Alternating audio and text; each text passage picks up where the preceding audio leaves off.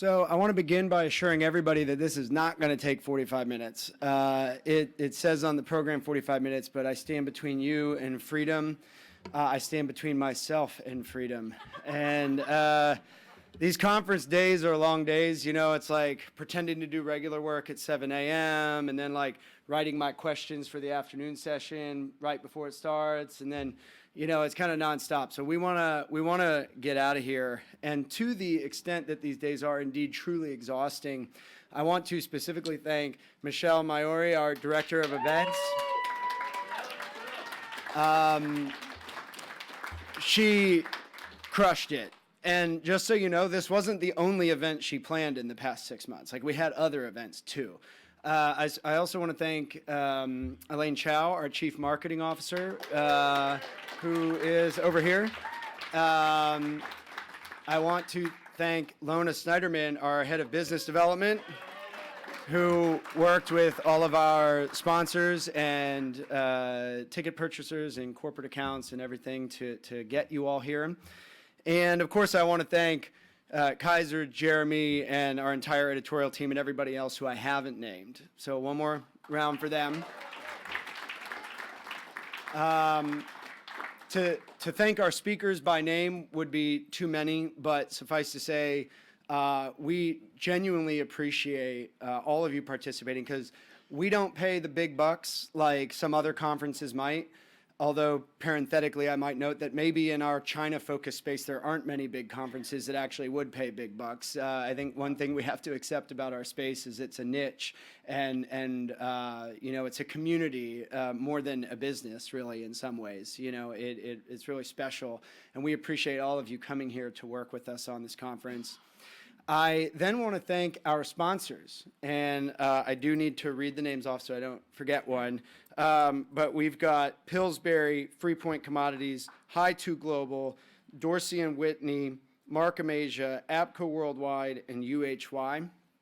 And yeah, I actually think the sponsors deserve an applause, even though it's a little awkward. Like, they're a company. Do they need to be applauded? But I think that they do, because the nature of this conference is very special.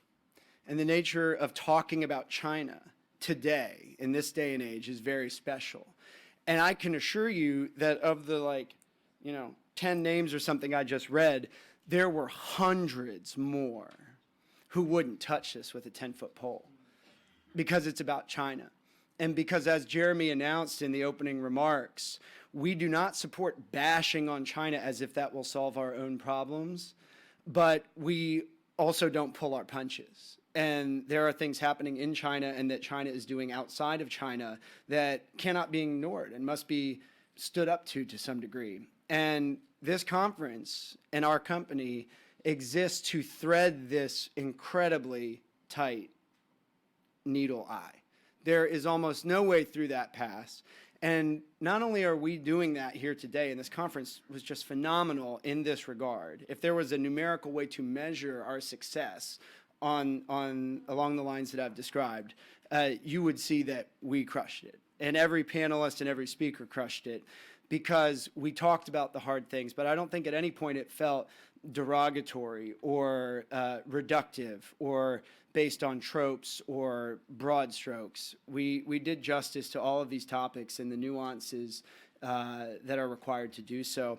And I'll bring it back to the sponsors, because they stuck with us, and they're saying, I will put my name on that. I will put some money behind that.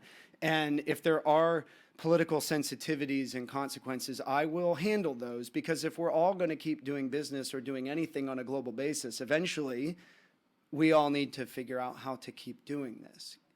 And so thank you to them and to everybody else who was a part of that. Yeah.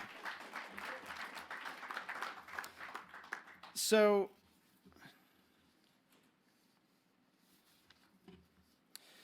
you know, the last thing I'll do is go back a little bit on script and say one or two formal things about the purpose of the conference and the company, and then I'm going to conclude. There are really two goals that define the conference and all the work that we do. The first goal is to understand China better.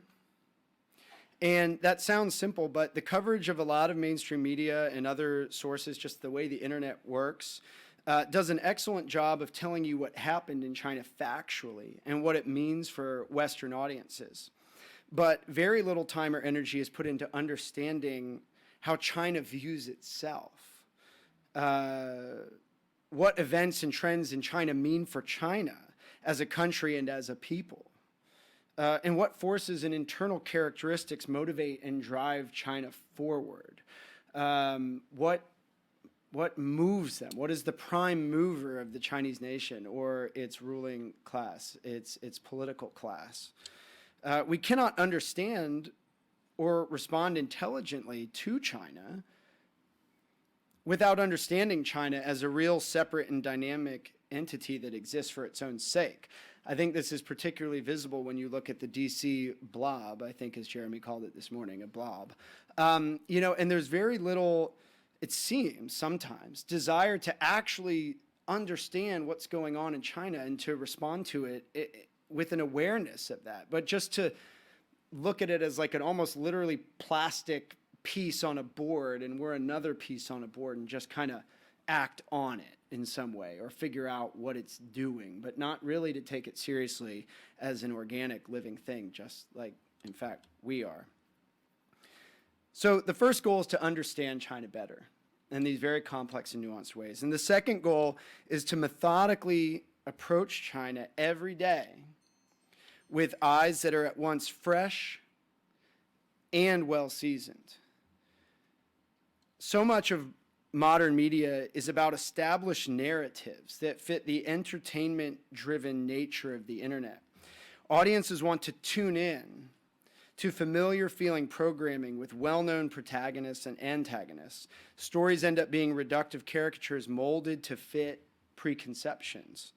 The China Project works tirelessly to avoid these gravitational forces and renew our knowledge and perspective as often as possible and not bend our work to match preordained outcomes. What does that really mean? Well, it means that not everything has to adhere to a trend line that may be real. Maybe it is getting harder to do business in China, but not everything is a crackdown or a concerted effort against foreign businesses. There's always truth to the big narrative. I'm not saying that the media gets it all wrong or anything like that, but what we work is to go down a layer or even two, if we can, to really get at each item, each event with those fresh eyes that I mentioned. Now, most of all, the world wants us and you to choose sides before anything even happened. Like, I'm not saying choose sides in a war. Like, I think most people in this room are in this room. You know, we're here in New York. And I don't mean like that, but I mean when something happens, you got to immediately have identity politics-based response to it. Like, I'm on this side or I'm on that side, and this means China good or China bad or U.S. good or U.S. bad. In the past year, our company has come under direct fire from the Chinese government, accusing us of working for the CIA, and we've come under direct fire from the U.S. government, and representatives of it at least, accusing us of being agents of the Chinese Communist Party. For the avoidance of doubt, we don't work for either government, and I can show you our bank accounts that would verify there's nowhere near enough money in there that we're, you know, working for any government, at least not the two largest economies in the world. And as I mentioned, companies are generally unwilling to sponsor or fund anything related to China, and fewer individuals than we would like to think are walking around looking for ways to cultivate new and deeper understanding of China-related issues.